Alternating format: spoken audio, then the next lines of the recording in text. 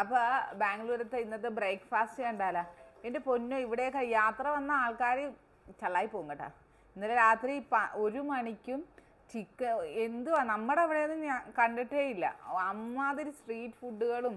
നമ്മൾ കൂടുതൽ ദിവസം ഇവിടെ നിന്നാൽ ശരിയാകത്തില്ല എന്ന് തീരുമാനിച്ചതുകൊണ്ട് നമ്മൾ ഇന്ന് തന്നെ വണ്ടി കയറാൻ പോതെ. ഇന്ന് രാവിലത്തെ ബ്രേക്ക്ഫാസ്റ്റ് കാണിച്ചു തരാം വായ.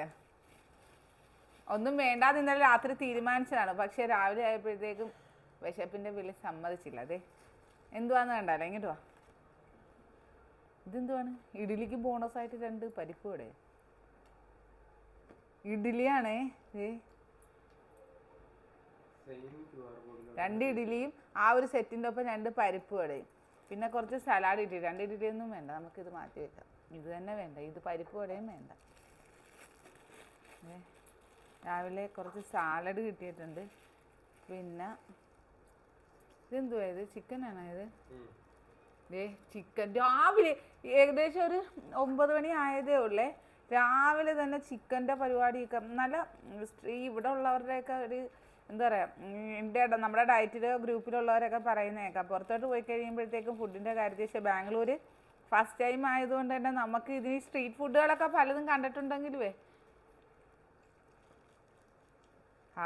ഇതെന്ത്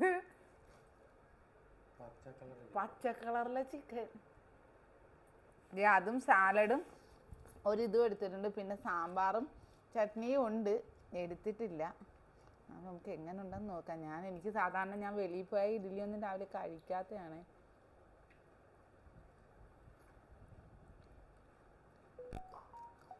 ചിക്കൻ കൊള്ളാം.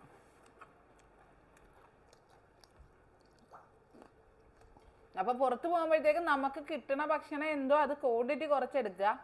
അപ്പം ഇത് ഇത്രയും വേണമെന്നൊന്നും ഇല്ല, അങ്ങനെ പകുതി എടുത്താലും മതി. സംഭവം സെറ്റപ്പ്. അപ്പോൾ ഇന്നത്തെ എൻ്റെ ബ്രേക്ക്ഫാസ്റ്റ്, ബാംഗ്ലൂരിലെ ബ്രേക്ക്ഫാസ്റ്റ് ഇങ്ങനെയാണ് കേട്ടോ.